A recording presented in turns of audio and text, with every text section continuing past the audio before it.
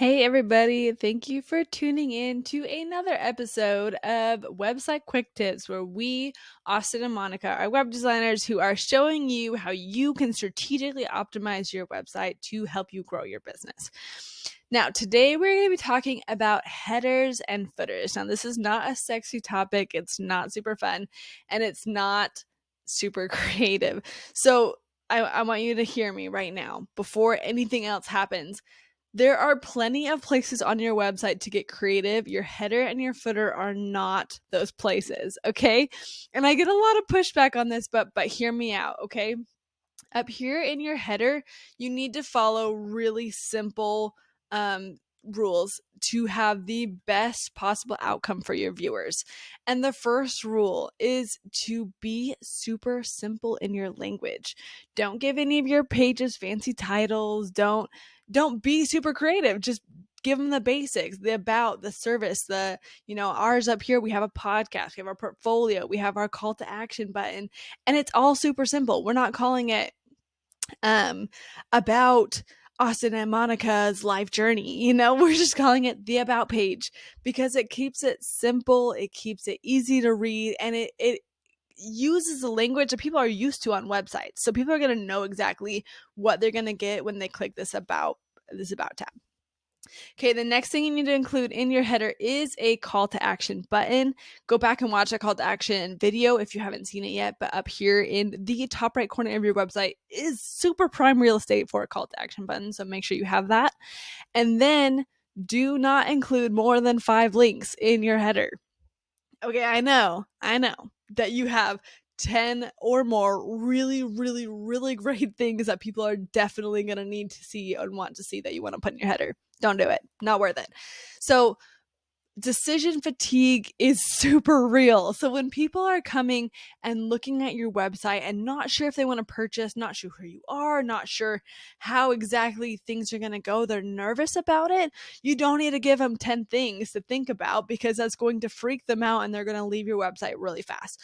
So give them the 5 most important things that they need to know before they can work with you. So really good examples. One of those is your call to action. So you really only get 4. So one of the really good things that they need to know is probably the services you provide, how they can work with you, your about page, maybe a portfolio page, and then maybe a blog or a podcast, which we'll be talking about later, why it's super important to publish content on your website.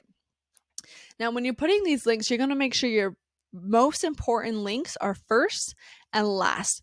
So most people will kind of skip over the middle section here. So first and last are where you're going to put your most important links. So this will be your call to action last and probably your service pages first. Here's a little sneaky tip for you. Your logo up here in the corner, link that to your home page. That kind of gives you an extra 6 link, even though I'm telling you can only do 5. Okay, so now I'm sure you're asking, what about all the other great stuff I have on my website? That goes down here in your footer, okay? Think of your footer as kind of the junk drawer of your website. This is where everything's going to go. So, really good things to put on your footers is your social media links. Here we have a little embedded grid of our Instagram. Then you're going to put all of those extra links down there at your footer, okay? And here's where you are allowed. I will allow you to be a little bit more creative. So instead of the services page, I have work with us, get to know us instead of about, read the blog, our work instead of portfolio. So you can be a little bit more creative here, but I still need you to keep it pretty simple and pretty short. A final call to action is always fantastic to include in your footer, especially after someone has scrolled all the way through your page and then they see, boom, a final call to action.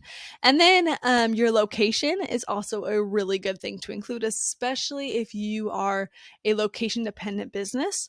But even if you're not, it's kind of fun for people to see where you're at, and it kind of gives another connection point. Other things you want to make sure and include are other links down here. Like, for example, we have our Instagram, Facebook, and podcasts, as well as our privacy policy and our copyright. So make sure that you are including these things in your header. Today's homework is to go and clean out your header, make it super, super simple, make it really easy for people to work with you.